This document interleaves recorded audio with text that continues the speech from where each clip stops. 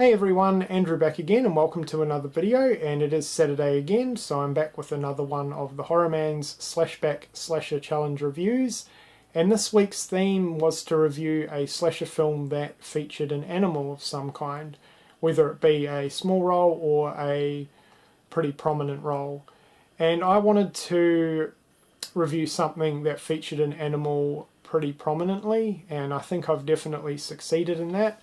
So today's review is going to be of Wilderness from 2006. Now this is a British slasher movie, and the storyline behind this one is it centres around a group of inmates who've committed some horrible crimes and they're serving time in a juvenile prison. One of the inmates ends up committing suicide due to bullying, so the warden of the cell block goes to a remote island with the rest of the inmates to try and teach them a lesson, build character and rehabilitate this group of young inmates. Now the prison owns this island and they're meant to be there alone, however that's not the case because there is a killer targeting the group and picking off the group one by one. So that is essentially the storyline behind this one. Now we'll get on to what I think of Wilderness. I really enjoy this one. I've seen it numerous times before and it is really, really good. There's one issue that I have with it, which we'll get to throughout the review, but for the most part, I really enjoy this one. So, first and foremost, the setting. The beginning of the movie is set in a prison, which is great, but the majority of the film is set on this remote island, and the island looks awesome.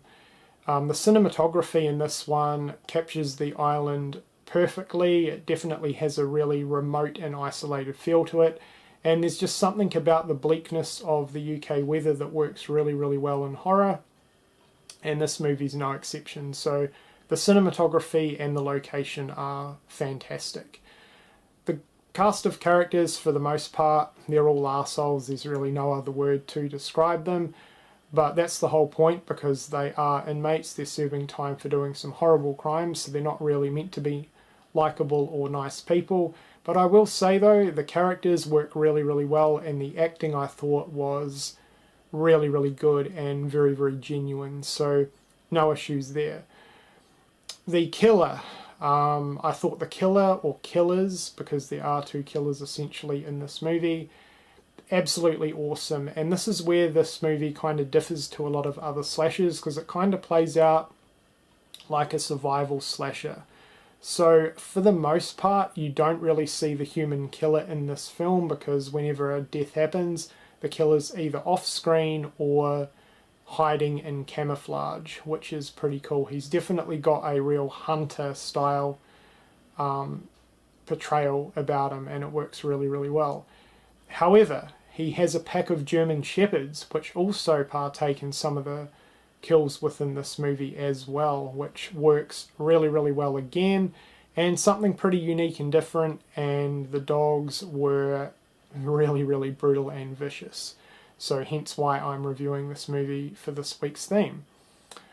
However, I do have one slight issue with this movie, and it's the way that the kills play out.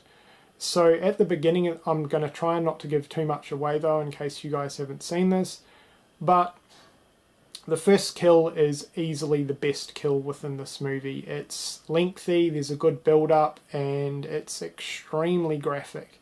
The gore is absolutely outstanding. It's all practical effects, and it's vicious, it's brutal, it's nasty, it's really, really gory, and it does set the standard pretty high for the rest of the kills throughout the film. Now, unfortunately, the rest of the kills don't really match the quality of the first one. So I would have rather had a slower build-up with the kills, had some of the basic ones first, because for the most part, the rest of the kills are pretty, like, they're a mix between really, really basic and sort of a little bit more graphic, but none of them really come close to the quality and the amazingness of the first kill. So I would have preferred the order of the kills to be a little bit different. So have a slower build up, have some of the basic kills first, and then make your way up to the what the first kill was for probably the final kill within the movie. I thought would have worked a lot better. The rest of the kills, there's not a bad kill though in saying that. All the rest of the kills are pretty decent. There's good variety, there's a good body count. There is a little bit of CGI used later on, and it is noticeable, but it's not bad.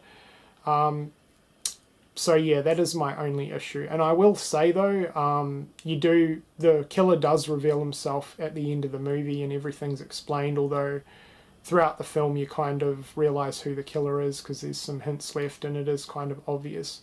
But the killer's reveal's pretty cool, and there is a really, really good sort of showdown between one of the final people and the killer, which I thought was pretty well done. So other than my issue with the kill order, I really, really enjoy this movie a lot, and if you haven't seen this, I definitely recommend checking Wilderness out. If you have seen Wilderness, let me know what you think of this one in the comments section below. Now, I will be away next week, so unfortunately I won't be uploading a review next Saturday, sorry. However, I'm going to be doing a double review when I get back. So there'll be 2 reviews on the following Saturday because I really don't want to miss out on reviewing a movie for this challenge. So yeah, there won't be a review next week.